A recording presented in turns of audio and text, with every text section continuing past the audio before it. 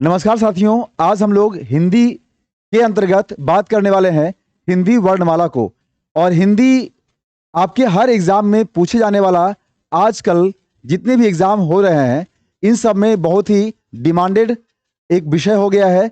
और इसके अंतर्गत हमने यह प्रयास किया है आपके लिए कि आपको हर एक अध्याय को काफ़ी क्रमबद्ध तरीके से बताया जाए, पढ़ाया जाए, समझाया जाए, ताकि आपको हिंदी में होने वाली हर समस्याओं का छुटकारा मिल सके। तो पैन एग्ज़ाम आपके लिए हमेशा डेडिकेटेड तरीके से काम करने में लगी हुई है और इसके लिए आपको भी इसे सहयोग देने और करने की ज़रूरत है। तो चलिए हम लोग शुरू करते हैं और इस पूरे वीडियो को आप लोग ज़रूर एंड तक देखिएगा, क्योंकि यहाँ से आपको इस पूरे वर्णमाला से अंतर्गत पूछे जाने वाले जितने भी सवाल, चाहे वो किसी भी एग्ज़ाम में हो, केबीएस में हो या फिर सीटेट के एग्ज़ाम में हो, यूपी टेट के एग्ज़ाम में हो, या जितने भी एग्ज़ाम में हिंदी से सवाल पूछे जाते हैं, अगर उसमें वर्णमाला चैप्टर से, अध्याय से सवाल आता है तो आपको कहीं कोई समस्या नहीं होगा। आज इस पूरे वीडियो में हम लोग इस वर्णमाला को एक एक करके बहुत ही बेहतरीन ढंग से समझेंगे और पूछे गए सवालों का भी कुछ हल करेंगे हम लोग। और इस अध्याय के अंतर्गत जितने भी सवाल पूछे गए हैं इसका एक दूसरा भी वीडियो आपके सामने लाया जाएगा, ताकि आपको एक एक क्वेश्चंस के माध्यम से कॉन्सेप्ट्स को पूरी तरह से क्लैरिटी मिल सके, पूरी तरह से क्लियर किया जा सके। तो आइए शुरू करते हैं हम लोग हिंदी के अंतर्गत आज पहला अध्याय हिंदी वर्णमाला। तो सबसे पहला सवाल यही है आपके मन में कि सर वर्णमाला क्या होता है। आप जानते हैं वर्ण को ही हम लोग अक्षर बोलते हैं। क्या बोलते हैं हम लोग? वर्ण को ही अक्षर बोलते हैं। आप बचपन में पढ़े भी होंगे कि वर्ण उस मूल ध्वनियों को कहते हैं जिसको आप खंड या टुकड़ा नहीं कर सकते, उसे ही आप वर्ण कहते हैं। और उन वर्णों के समूह को ही हम क्या कहते हैं? वर्णमाला कहते हैं। तो आइए शुरू करते हैं हम लोग वर्ण के समूह को, वर्णमाला, जिसके अंतर्गत क्या क्या होता है और एक एक चीज को बहुत बारीकी से देखेंगे। सबसे पहले हम लोग बात करते हैं हिंदी वर्णमाला में टोटल कितनी संख्या होती है। तो हिंदी वर्णमाला की जो टोटल संख्या है ये कितनी है, ध्यान दीजिएगा। टोटल जो संख्या आपका है वो है 52, 52 है ना, जिसके अंतर्गत स्वर जो है वो 11 है और व्यंजन जो है, टोटल जो व्यंजन है वो ध्यान रखिएगा, कुल आपका 39। ठीक है, ये आपको ध्यान रखना है।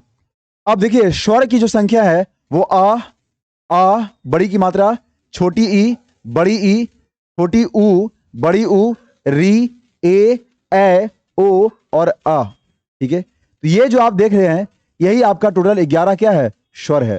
ठीक है, अब आपको आपके मन में हमेशा ये बात चल रहा होगा कि सर आ से लेकर के जो हम लोग पूरा पढ़ते हैं अनुस्वार और आ तक, ये क्या है। तो यहां पर जो दो बातें हैं, अनुस्वार और विसर्ग, इसको क्या बोलते हैं हम लोग? अनुस्वार बोलते हैं, अनुस्वार। ऐसे हम क्या बोलते हैं? आह यानी विसर्ग बोलते हैं, विसर्ग।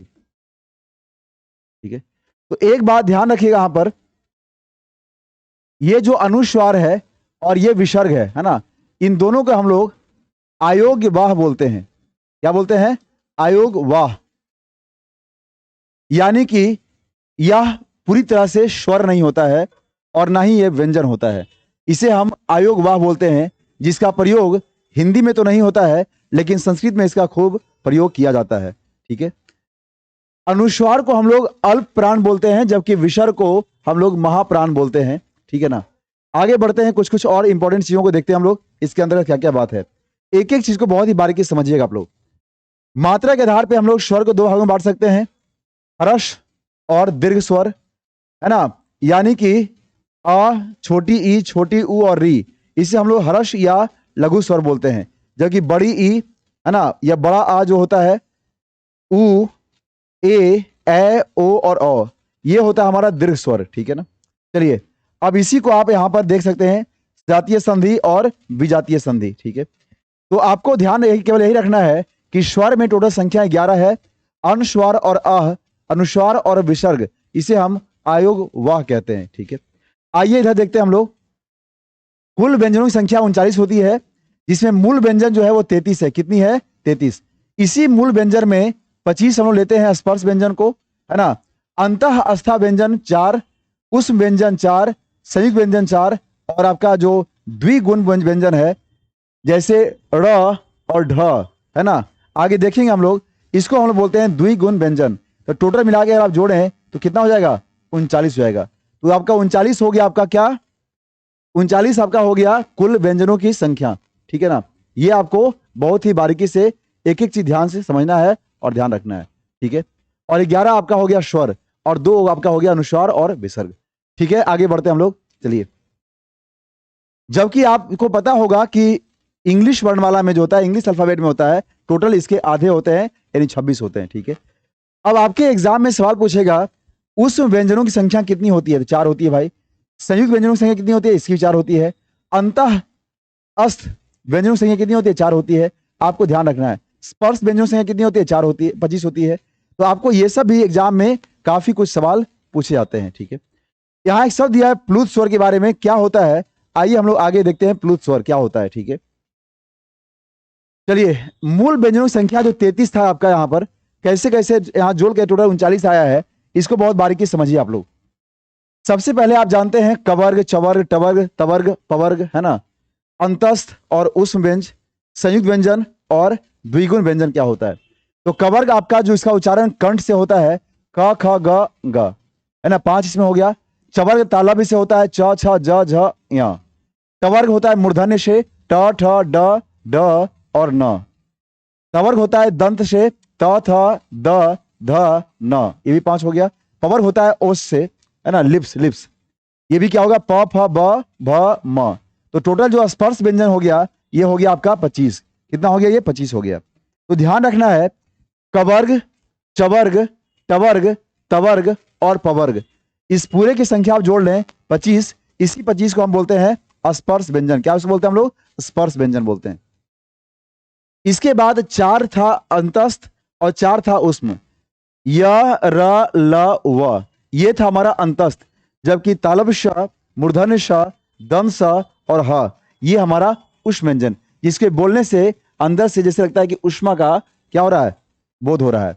तो अंतस्थ और उष्म व्यंजन य र ल व और तालव्य श, मूर्धन्य श, दंत श और ह।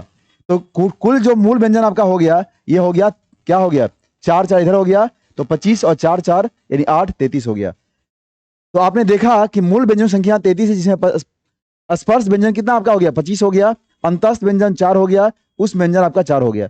तो पूछेगा निम्नलिखित में से उस व्यंजन है, तो आपको ध्यान रखना है तालव्य श, बोलिए, मूर्धन्य श, दंत स और ह। जब पूछेगा अंतस्थ व्यंजन कौन है, य र ल व, ठीक है, ध्यान रखना है। संयुक्त व्यंजन जो होता है, जो जैसे आप बोलते हैं क और ये वाला श, मूर्धन्य श, दोनों को जोड़ते हैं क्या बनता है, छ बनता है, क्षत्रिय वाला छ बनता है। तो ये आपका हो गया संयुक्त व्यंजन। फिर उसके बाद अगर ता जोड़े आप और इसमें फिर र जोड़े तो क्या बनता है, त्र बनता है।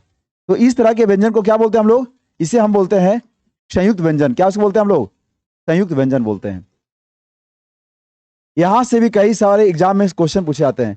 फिर ज्ञा आपका हो गया, श्रा हो गया, श्र से जिसे बनता है श्रवण, है ना, तो ध्यान रखिए आप लोग, ठीक है। तो संयुक्त व्यंजन में कितना है, टोटल 4 है आपका। द्विगुण व्यंजन जिसे हम बोलते हैं उत्क्षेप व्यंजन या द्विगुण व्यंजन, जिसमें र और ढ आता है, तो 2। तो यहां हो गया 4 2 6 यानी 39। तो कुल व्यंजनों की संख्या हो गया 39, जिनपे इसमें अंतस्थ याद रखना है, काफी इंपॉर्टेंट है ये, और उसमें याद रखना है, काफी इंपॉर्टेंट। और आपको संयुक्त व्यंजन में याद रखना है 4, छ, त्र, ज्ञ और श्र, ठीक है ना। चलिए, तो चीजें क्लियर हो रही है आपको, आगे बढ़ते हैं हम लोग। अब स्वर ध्वनियों से जो आपके एग्जाम में सवाल पूछे गए हैं, आइए हम लोग एक नजर डालते हैं उस पर और एक एक सवाल को बहुत ही बारीकी से करते हुए चलते हैं। हिंदी में ध्वनियां कितने प्रकार की होती है भाई, तो 2 होती हैं, स्वर और व्यंजन। केवल मेरे साथ साथ आपको पढ़ते चलना है ताकि आपको चीजें क्लैरिटी के साथ याद हो जाए। वर्णमाला में स्पर्श व्यंजन कितने हैं बताए थे आपको, कवर्ग से लेकर कहां तक, पवर्ग तक, 25 हो गया, बिल्कुल सही। एक से अधिक वर्णों के मेल को क्या बोलते हैं, अक्षर बोलते हैं। हिंदी वर्णमाला में व्यंजनों की संख्या कितनी है, व्यंजनों की संख्या, व्यंजन ध्यान रखिएगा। तो कुल व्यंजन अगर पूछता है यहां पर तो होता 39, है ना। केवल पूछा है व्यंजन, तो अभी आप देखिए, गौर करिए, यहां पर मूल व्यंजन जो आपका है वो क्या है, 33 ही है, जिसमें संयुक्त और द्विगुण जोड़ देंगे तो क्या हो जाएगा, 39 यहां हो जाएगा, ठीक है। तो मूल व्यंजनों की संख्या, यही ध्यान रखना है आपको, और एग्जाम में सवाल हमेशा यही पूछता है। यहां पे सब जोड़ लीजिए, मूल व्यंजनों की संख्या, मूल मूल 33, कुल तो 39। भाषा की सार्थक लघुत्तम इकाई क्या बोलते हैं, सार्थक का मतलब होता है कि वैसा जिसका कोई अर्थ होता है, मीनिंग होता है, उसकी सबसे छोटी इकाई को शब्द बोलते हैं। इंग्लिश में आप इसे वर्ड कहते हैं। लिपि चिन्हों के क्रमबद्ध समूह को वर्णमाला बोलते हैं, है ना। जिनका उच्चारण स्वतंत्रता से होता है, जो व्यंजन के उच्चारण में सहायक होते हैं, उसे क्या बोलते हैं? स्वर बोलते हैं। ठीक है। हिंदी भाषा में हर्ष स्वरों की संख्या कितनी है? हर्स्व, ये हर्ष स्वर जो है आपका ये 4 है, ध्यान रखिएगा। दीर्घ स्वर, बड़ी वाली दीर्घ, है ना, आप जानते हैं, पढ़े हैं सब। कौन सा मूल दीर्घ स्वर है? तो बड़ा आ, बड़ी ई, बड़ी ऊ, है ना, फिर ए ओ सब पढ़े आप लोग। चलिए, अनुस्वार तत्सम और तद्भव दोनों हो सकता है, और ये जो ई एवं री जो है वो स्त्रीलिंग वर्ण है। तो यहां पर आप लगा लीजिए स्टार, और एग्जाम में खूब सवाल यहां से देखने को मिलेगा। स्त्रीलिंग वर्ण कौन कौन है? तो छोटी ई, बड़ी ई और री, ठीक है ना, जिसे आप ऋषि लिखते हैं। तो ये सब कुछ महत्वपूर्ण सवाल जो एग्जाम में पूछे गए हैं, इसके आधार पर सवाल बनाए जाते हैं। तो ध्यान रखना आपको यहाँ पर। तो 2-3 बातें यहाँ ध्यान रखना है। हर्ष स्वरों की संख्या की टोटल कितनी है? 4 है। दीर्घ स्वर पहले आप पढ़ चुके हैं। मूल व्यंजनों की संख्या कितनी है? 33 है, ये ध्यान रखिए आप लोग। ठीक है। स्पर्श व्यंजन कितना है? 25 आपका है, जिसमें कवर से लेके फवर तक आपका है। ठीक है। एक है दिया हुआ प्लूत स्वर, क्या होता है? तो प्लूत स्वर कुछ नहीं होता है भाई, मात्रा के आधार पर हिंदी में किसी भी स्वर के उच्चारण में हर्ष का तिगुना समय लगे, उसी को हम प्लूत स्वर बोलते हैं। यानी जितना आप हर्ष का उच्चारण करते हैं उसका 3 गुना समय लगता है, उसको क्या बोलते हैं हम लोग? प्लूत स्वर बोलते हैं। इसका यूज हिंदी में नहीं होता है, इसका यूज संस्कृत में होता है, या फिर नाटक वगैरह जब संवाद लिखते हैं तो इसका यूज हम लोग करते हैं। जैसे यहां पर ओइम क्वेश्चन पूछेगा, ओइम क्या है? हर्ष स्वर, दीर्घ स्वर या प्लुत स्वर? तो आप बोलेंगे प्लुत स्वर, क्योंकि इसके लिए 3 अंक लगाया जाता है इसमें, ठीक है, ओइम। ठीक है। तो यहां पर एक बात केवल ध्यान रखिएगा आप लोग। ठीक है। चलिए एक एक चीज हम लोग समझते हुए चल रहे हैं। आगे देखिएगा, किस स्वर के उच्चारण में दीर्घ स्वर से अधिक समय लगता है? अभी आप पढ़े आप प्लुत स्वर। जीव के भाग के आधार पर कौन सा भेद इसके अंतर्गत आएगा? तो जीव से जो उच्चारण करते हैं, अर्घ यानी अग्र, मध्य और पश्च, ध्यान रखिएगा। मध्य स्वर किसको बोलते हैं भाई? अ को बोलते हैं, है ना। भाषा विज्ञान की दृष्टि से ऊ ऊन वाला जो ऊ है, ऊ पश्च, पश्च पीछे, पश्च समृद्ध बोलते हैं। अर्ध विपरीत किसको बोलते हैं? ए को बोलते हैं ऐनक। संयुक्त स्वर क्या होता है? संयुक्त स्वर तो ए ओ और औ। कंठ तालव्य क्या है? तो कंठ तालव्य आपका है ए और ए, ये बहुत ज्यादा महत्वपूर्ण है, ध्यान रखिए, कंठ तालव्य। ठीक है। कौन से शब्द में अनुनासिकता है? संभालना, कंटीला बताए थे आपको हम। जब अनुस्वार या विसर्ग की बात करते हैं हम लोग, है ना, तो यहां पर अनुस्वार के साथ साथ जो आपका चंद्र बिंदु। ठीक है। किस वर्ण का उच्चारण स्थान कंठ तालु है? ए का, ए। कंठ तालव्य कौन सा है? तो ए और ए। ये ठीक वही सवाल है जैसे यहां पर देखिए, ए के उच्चारण का स्थान कौन सा है? कंठ तालव्य है। ये रिपीटेड क्वेश्चन है ना। तो आप देख रहे हैं कि एग्जाम में सवाल किस तरीके से पूछता है, आपको यही चीज बहुत ही बारीकी से और ध्यान से समझना है। ठीक है। तो चलिए ध्यान रखिएगा आप लोग, है ना। कंठ तालव्य की अगर पूछेगा तो क्या यहां हो जाएगा? ए और ए। आगे बढ़ते हैं। अब देखिए फिर क्या रहा है, स्वर ए और ए का उच्चारण स्थान क्या है भाई? कंठ तालव्य है। बार बार क्वेश्चन पूछ रहा है, लगा लीजिए स्टार यहां पर। ठीक है। मात्रा के आधार पर कितने प्रकार के होते हैं? मात्रा स्वर कितने प्रकार के होते हैं? मात्रा के आधार पर 2, ठीक है ना, हर्ष और दीर्घ। प्लुत स्वर जो होता है ये संस्कृत में होता है, हिंदी में नहीं। वर्ण तालिका के अनुसार हर्ष और दीर्घ और प्लुत क्या है? तो ये स्वर है भाई, जिसमें से हर्ष और दीर्घ होता है, प्लुत होता है, अभी आपने देखा संस्कृत में। प्लुत का मतलब होता है जिसको दीर्घ स्वर से भी अधिक समय लगता है, यानी कि उच्चारण करने में करीब करीब 3 गुना ज्यादा समय लगे, उसे हम प्लुत स्वर बोलते हैं। ठीक है। जिनकी ध्वनि केवल मुख से निकलती है उसे क्या बोलते हैं? निर्नुनासिक। ठीक है। भाषा की सबसे छोटी का क्या वर्ण है? हिंदी भाषा में कितने स्वर हैं? 11 स्वर हैं। कितने व्यंजन हैं? 33 है। मूल व्यंजन 33 है, जानते हैं आप लोग। ये जो है आप जोड़ेंगे यहाँ पर तो हो जाएगा कुल व्यंजन। वर्ण वाला कितने वर्ण है? 52, 52। व्यंजन और स्वर के संयुक्त रूप क्या बोलते हैं? अक्षर बोलते हैं। वर्णमाला किसे कहेंगे? तो वर्णों के वैसी समूह को वर्णमाला कहेंगे। ठीक है। तो इस तरीके से सवाल एग्जाम में पूछा जाता है। आगे देखिए, प्लुत स्वर कौन सा है? तो ओइम, है ना। कौन सा स्वर समृद्ध है? ई बोलेंगे, ई। स्वर के उच्चारण में लगने वाले समय को क्या बोलते हैं हम लोग? मात्रा कहते हैं। तो इस तरीके से सवाल को देखते ही चलता है ना। स्वर किसका भेद है? तो वर्ण का भेद है। मात्रा स्वर को क्या कहते हैं? समरूप या ग्रेफिम बोलते हैं हम लोग। और किस प्रकार के वर्ण है? कंठोष्ठ है, ध्यान रखिए आप लोग, ओ और औ। जबकि ए और जो ए था ये था कंठ तालव्य। क्या था ये? कंठ तालव्य। चलिए, तो ये चीज ध्यान रखिए, क्वेश्चन पूछता है। हर्ष स्वर ध्वनि के प्रकार हैं, हर्ष, दीर्घ और प्लुत, ठीक है ना। हिंदी की अग्र आवृत्तकार समृद्ध स्वर ध्वनि क्या है? ये है ई। वर्णों के समुदाय को वर्णमाला कहते हैं। कुल कितने व्यंजन हैं? बार बार क्वेश्चन पूछा है, 33। शब्द की सबसे छोटी इकाई वर्ण कहलाती है और ए और ए का उच्चारण क्या है? कंठ तालव्य है। तो आप देख रहे हैं ये सब सवाल बार बार रिपीटेड है, ठीक है। चलिए, ये सभी एग्जाम में पूछे गए सवाल का एक पुनरावलोकन था, कलेक्शन था।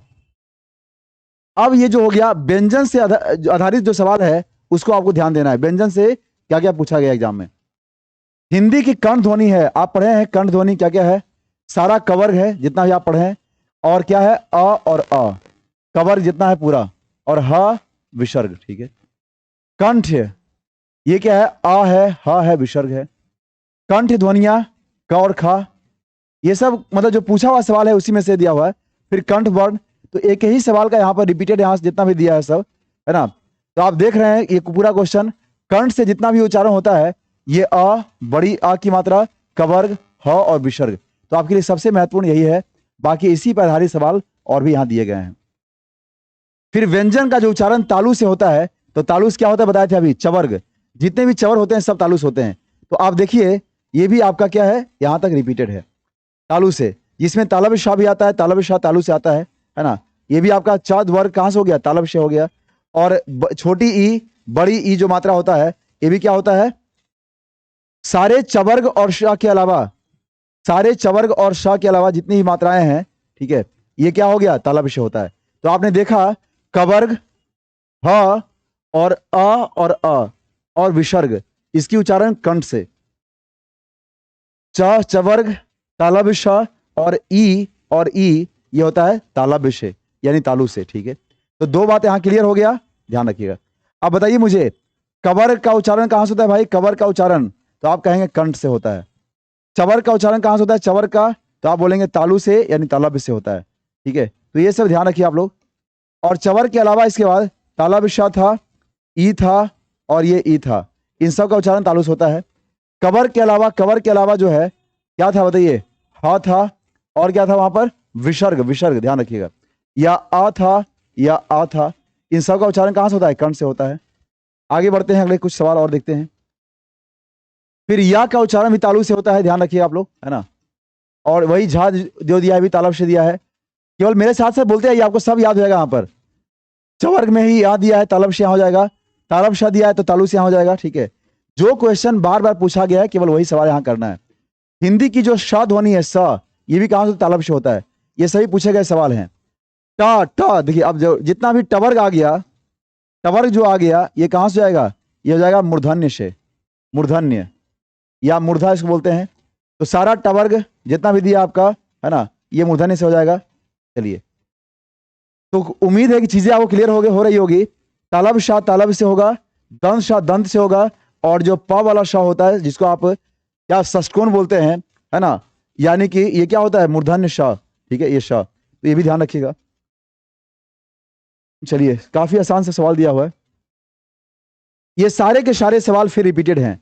अब देखिए दंत से क्या होता है? दंत से तो तवर्ग जो होता है ये क्या होता है? दंत से होता है, दंत से, दंत्य, ठीक है। तवर्ग क्या बोलते हैं आप लोग? दंत्य बोलते हैं, दंत से होता है। तो आपने देखा अभी कवर्ग था आपका कंठ से, चवर्ग था आपका तालव्य यानी तालु से, तवर्ग था मूर्धन्य से, और तवर्ग कहाँ है? दंत से है।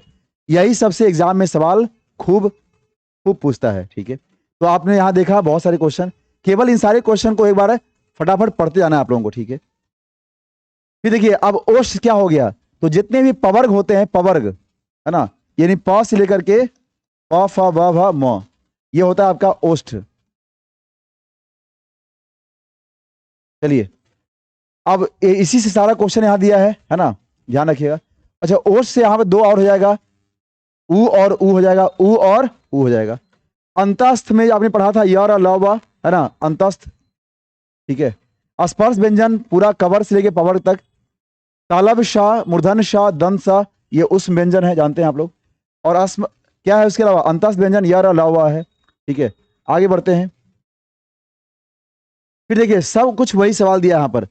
संयुक्त व्यंजन देखिए, संयुक्त व्यंजन तालब शाह में अगर रा जोड़ते हैं तो स्रा बनता है, ज में या यहाँ जोड़ते हैं तो ग्या बनता है, ता में रा जोड़ते हैं त्रा बनता है, का में शा जोड़ते हैं छा बनता है। तो ये चारों जो था संयुक्त व्यंजन था, ये चारों काफी महत्वपूर्ण है। आप यहाँ डबल स्टार लगा लेंगे। और कैसे बन रहा है ये भी आप गौर करिएगा, ठीक है।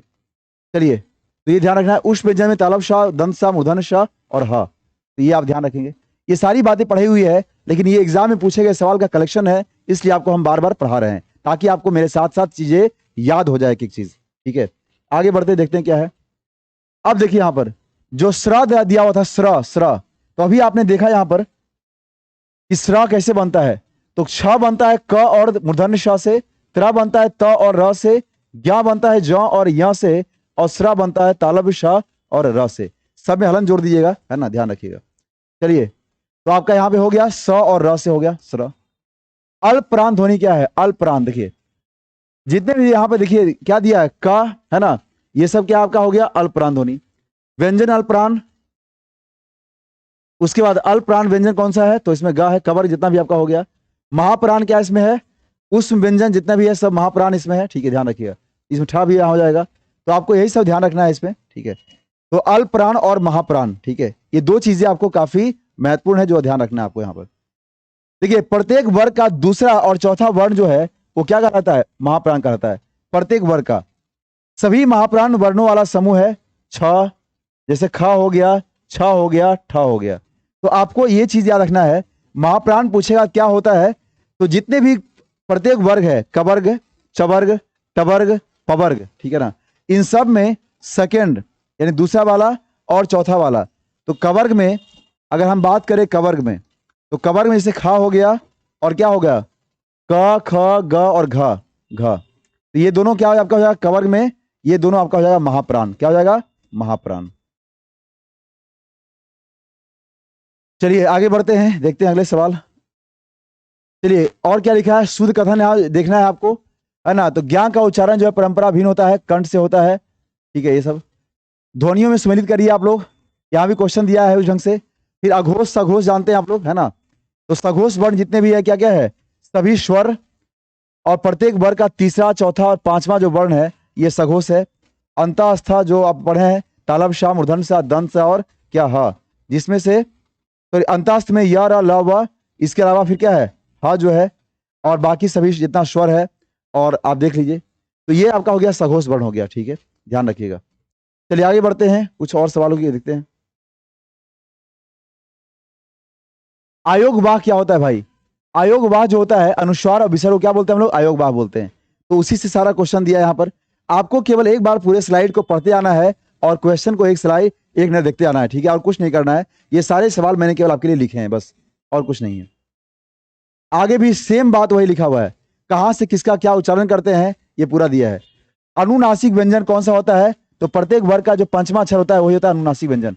ज्ञ, है ना, जैसे र, य, न और म, ये क्या हो गया? अनुनासिक व्यंजन हो गया, ठीक है, ध्यान रखिएगा आप लोग। चलिए ठीक है, फिर कुछ सवाल यहां दिया है। और पाणिनि शिक्षा में ध्वनियों को वर्गीकृत करने के आधार पर कौन सा क्या क्या दिया है? आपको केवल ये सारे सवालों को केवल पूरा स्लाइड पढ़ते आना है और कुछ नहीं करना है। जो मेन पढ़ने की बात थी हमने इसको बहुत ही ब्रीफली डिस्कस कर दिया है, और केवल सवाल को, स्लाइड को केवल आगे बढ़ा के देखते जाना है आप लोगों को, ठीक है। चलिए आगे भी कुछ और सवाल दिए हुए हैं यहाँ पर, है ना। देखिए यहाँ पे कुछ बहुत ध्यान रखिएगा, ड और ढ जो है, जिसको आप क्या बोल रहे थे, ड़ और ढ को क्या कहा जाता है? विकसित वर्ण। क्या आप लोग बोलते हैं इसको? विकसित, या द्विगुण उसको बोलते हैं, है ना, ध्यान रखिए आप लोग इसमें। चलिए, फिर उसके बाद हिंदी शब्दकोश में छ का जो क्रम है किस वर्ण की बात आता है? तो क की बात आता है, ठीक है। आप देखिए ना छ कैसे बनता है, क और मूर्धन्य ष।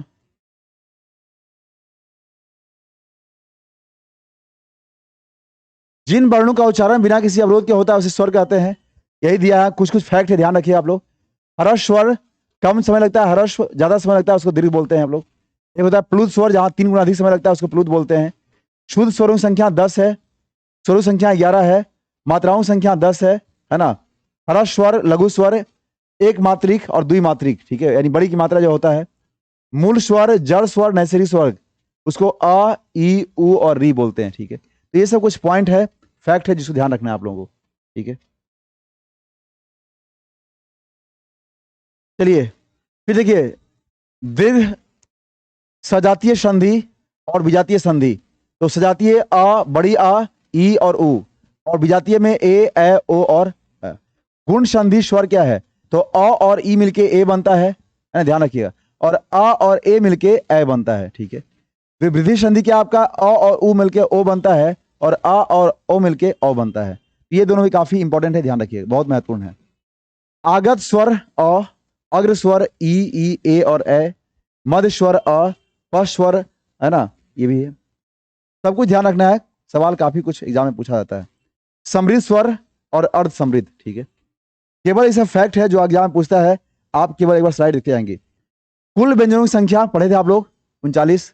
मूल व्यंजन, स्पर्श व्यंजन 25, उच्छित व्यंजन जिसको आप बोलते हैं द्विगुण व्यंजन, जिसमें आता है ढ आता है और ड़ आता है, जिसको आप द्विगुण व्यंजन बोलते हैं। क्या उसको बोलते हैं? द्विगुण व्यंजन। दो संख्या, अंतस्थ संख्या कितना है व्यंजन का? 4 है, य, र, ल, व। उस व्यंजन क्या है आपका? तालब शाह, दंत शाह, मूर्धन्य शाह, ह, ये भी 4 है। संयुक्त व्यंजन जितने भी जुड़ के बनता है, जैसे क और मूर्धन्य शाह 6 बनता है, त और र त्र बनता है, ज और य ज्ञा बनता है, ठीक है ना। इस तरीके से 4 है भी, देखिए यहां पर दिया हुआ है, ठीक है। चलिए आगे बढ़ते हैं। फिर आप देखिए उत्क्षिप्त व्यंजन, है ना, उस व्यंजन, अंतस्थ व्यंजन। इस पूरे स्लाइड को केवल देख लीजिए बढ़िया से, कहीं कोई दिक्कत नहीं होगा। अघोष व्यंजन क्या है भाई? प्रत्येक वर्ण के जो प्रथम और द्वितीय वर्ण तथा जो तालब शाह, मूर्धन्य शाह, दंत शाह, इसे अघोष बोलते हैं। सघोष क्या होता है? प्रत्येक वर्ग के तृतीय, चतुर्थ और पंचम, ठीक है। तथा यर, लव, ह, यानी यर, लव जो अंतस्थ है और हा जो आ गया उसमें से आ गया, ये सभी क्या है? सघोष है, सघोष, ठीक है। तो ये हो गया अघोष और सघोष। आगे ध्यान रखिएगा। अल्प प्राण व्यंजन बहुत पूछता है, बहुत ज्यादा पूछता है यहाँ पे, ये से याद रखिएगा। अल्प प्राण व्यंजन, प्रत्येक वर्ग में प्रथम, तृतीय और पंचम वर्ण, प्रथम, तृतीय और पंचम तथा अंतस्थ वर्ण, ये हो गया अल्प प्राण। महाप्राण क्या हो गया? द्वितीय और चतुर्थ वर्ण तथा उस वर्ण, ये सब हो गया महाप्राण, ठीक है। नासिक व्यंजन जिसका उच्चारण है ना, तो यहाँ पे रो, यो जितना भी है, सारे कवर्ग जितने भी वर्ग हैं, कवर्ग से लेके पवर्ग तक, सबका जो अंतिम वाला है, इसको नासिक बोलते हैं। कंठ जानते हैं आप लोग, है ना, अ और सारा कवर्ग, है ना। तालव्य, सारा का सारा जो चवर्ग होगा और ई होगा। मूर्धन्य सारा टवर्ग होगा और री होगा, ठीक है। दंत सारा का सारा तवर्ग होगा। ओष्ठ सारा का सारा पवर्ग होगा और उ होगा। कंठ ताला मिला के जो कि देखेंगे यहाँ क्या हो जाएगा? ए और ए हो जाएगा। कंठ और ओष्ठ मिला के देखेंगे यहाँ ओ और औ हो जाएगा। दंत और ओष्ठ मिला के देखेंगे तो यहाँ व हो जाएगा, हलन। आयोग वाह जानते हैं, अनुस्वार और विसर्ग होता है, ठीक है ना। तो ये सारी चीजें पहले पढ़ा दिया गया है, इसका हम लोग एक बार पुनरावलोकन कर रहे हैं। सारी चीजें आपको याद भी हो रही होगी, है ना। अब देखिए अनुस्वार और अनुनासिक में क्या अंतर होता है। नाक से अधिक सांस निकलती है उसको अनुस्वार बोलते हैं, मुख से कम, जैसे अंग, अंक, अंश।